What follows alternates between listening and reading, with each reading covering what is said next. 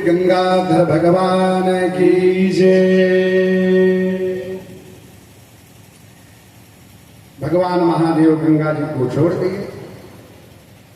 गंगा की धारा जब बहते हुए हिमालय से निकली तो एक ऋषि थे, नाम था जन्म। गंगा जी को अब अपने वेग पर अहंकार, सो जन्म ऋषि के आश्रम को बहाल हो गए।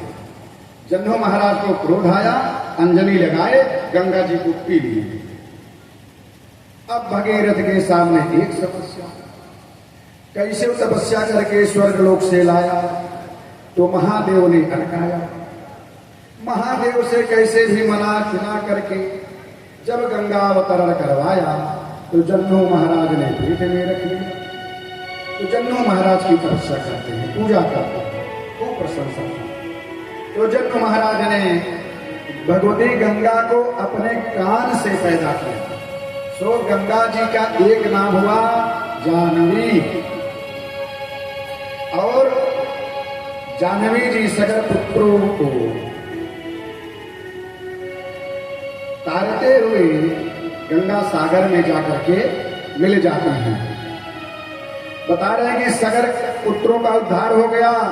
श्री सुखदेव जी महाराज कहते हैं, परीक्षित, इन्हीं भगीरथ के वंश में ऋतुपर्ण हुए। ऋतुपर्ण के पुत्र हुए सौदास, और सौदास के अस्मत के नारी कवच, और नारी कवच के पुत्र हुए खट्वांग, और खट्वांग के पुत्र हुए दिलीप। ध्यान दीजिएगा, रघुवंश में जो भगवान राम के वंश हैं, इक्ष्वाकु वंश में 2 दिलीप हुए हैं। एक दिलीप अंशुमान के पुत्र थे, और उन दिलीप के पुत्र थे भगीरथ, जिन्होंने गंगा अवतरण करवाया था। एक दिलीप ये हैं जिनके पुत्र हुए रघु, जिनके नाम पर इक्ष्वाकु वंश का नाम रघुकुल हुआ। और महाराज रघु के पुत्र हुए अज, अज के बेटा हुए दशरथ, और दशरथ के बेटा हुए भगवान श्री राम। महाराज दशरथ के 3 रानियां, कौशल्या महारानी, सुमित्रा महारानी और कैकेयी महारानी। 3 रानियां थी, लेकिन इनको पुत्र किसी से भी नहीं था। बाबा जी श्री रामचरितमानस में बड़ा सुंदर भाव स्पष्ट करते हैं।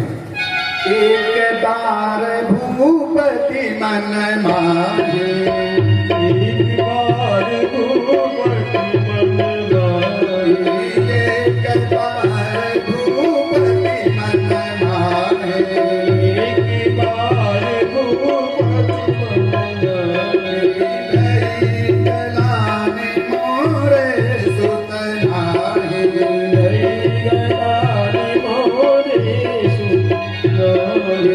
श्री राम जय राम जय जय राम, श्री राम जय राम जय जय राम, श्री राम जय राम जय जय राम, श्री राम जय राम जय जय राम। चतुर्थ अवस्था आ गई, वृद्धावस्था। महाराज को पुत्र ही नहीं है, बड़े शोकाकुल हो गए। तो गुरुदेव भगवान के पास गए। अब देखिए, यहाँ बहुत ही मार्मिक प्रसंग है। आज के ब्राह्मण क्या करते हैं, उनके पास जाइए, कोई भी पूजा कहे करने के लिए, हाँ सब कर लेते हैं सब। लेकिन वशिष्ठ जी महाराज ने कहा, पुत्र कामेष्टि यज्ञ मैं संपादित नहीं करवाता हूं, सो श्रृंगी ऋषि को बुलाइए, पुत्र कामेष्टि यज्ञ वही करवाएंगे तो निश्चित रूप से संतान पैदा होगी। ऋषिवर आते हैं, पुत्र कामेष्टि यज्ञ करवाते हैं, और बचे हुए हविष्यान्न के द्वारा उस हविष्यान्न को 2 रानियों को दिए,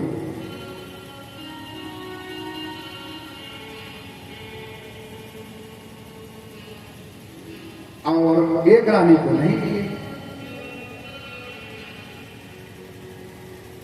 तो क्या हुआ, दोनों रानियों ने अपने अपने हविष्यान्न से आधा आधा हिस्सा, 2 हिस्सा छोटी रानी को दे दिया। तो पहला हविष्यान्न ग्रहण किए माता कौशल्या, तो गर्भधारण हुआ। फिर कैकेयी महारानी ने अपना हविष्यान्न ग्रहण किया। और दोनों ने मिल करके सुमित्रा जी को अपना आधा आधा हिस्सा दिया, तो सुमित्रा महारानी भी गर्भवती हो गई। अब रानियां गर्भवती हैं, परम सुंदर समय आ गया है, चैत्र का महीना है, शुक्ल पक्ष है, नवमी तिथि है, अभिजित मुहूर्त है, मध्याह्न काल है, कर्क लग्न है। सारे ग्रह अपनी अपनी उच्च राशियों में बैठे हैं। बाबा जी कहते हैं नवमी तिथि मधुमास तुलिका, नवमी तिथि मधुमास तुलिका, नवमी तिथि मधुमास तुलिका, नवमी तिथि मधुमास तुलिका, शुक्ल पक्ष अभिजित हरिप्रीता, शुक्ल पक्ष अभिजित हरिप्रीता, शुक्ल पक्ष अभिजित हरिप्रीता, शुक्ल पक्ष अभिजित हरिप्रीता। श्री राम जय राम जय जय राम, श्री राम जय राम जय जय राम, श्री राम जय राम जय जय राम, श्री राम जय राम जय राम।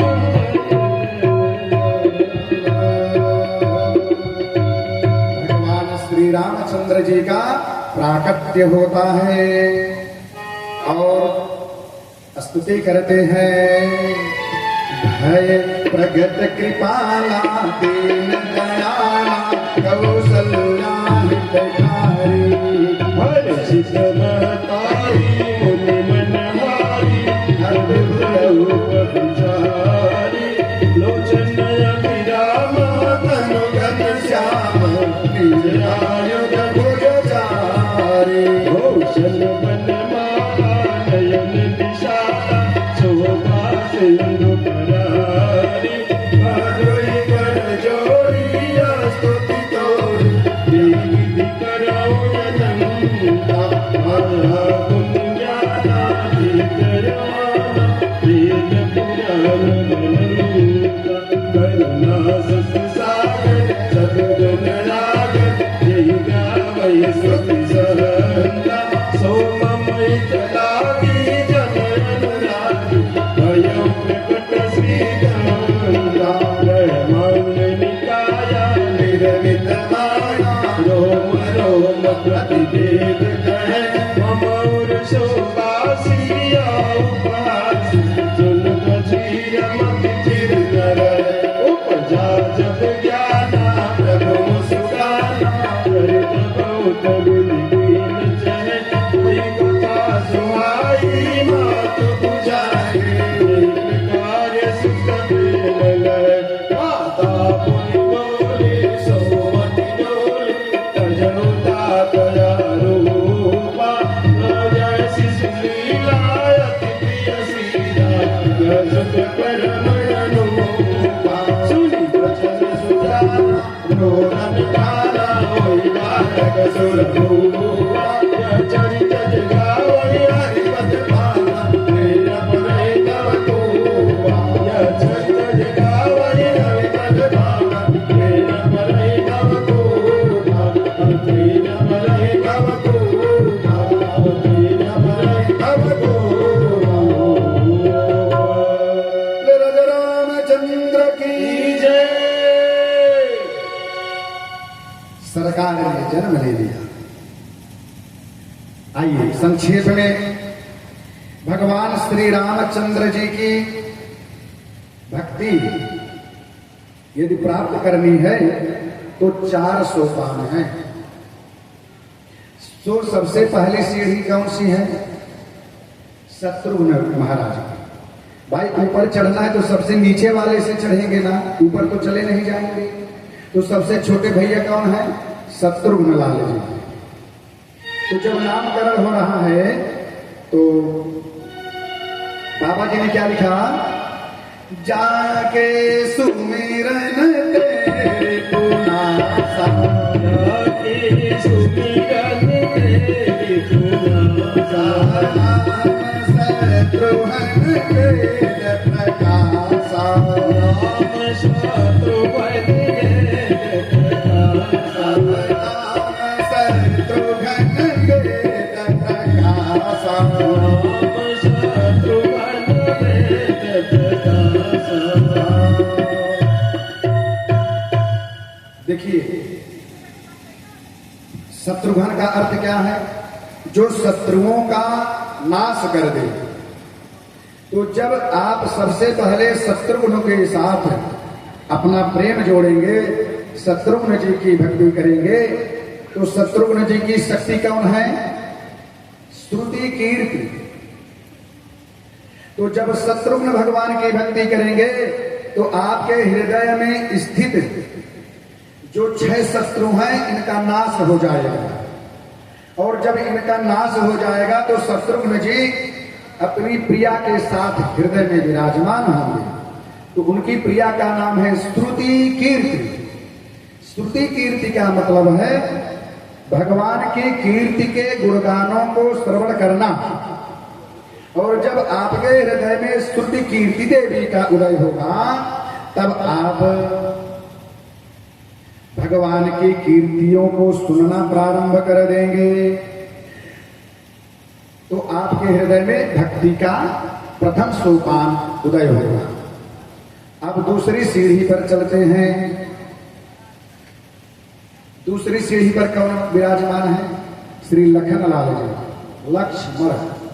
लक्ष्य जिसके जीवन का केवल मात्र एक लक्ष्य है, दूसरा लक्ष्य ही नहीं है, वे लखनलाल जी महाराज। जब भगवान श्री राम जंगल में जा रहे हैं तो भगवान श्री राम कहते हैं, भैया लखन, मातृदेवो भव, पितृदेवो भव, आचार्य देवो भव, आप माता पिता की सेवा करिएगा। तब लखनलाल जी कहते हैं,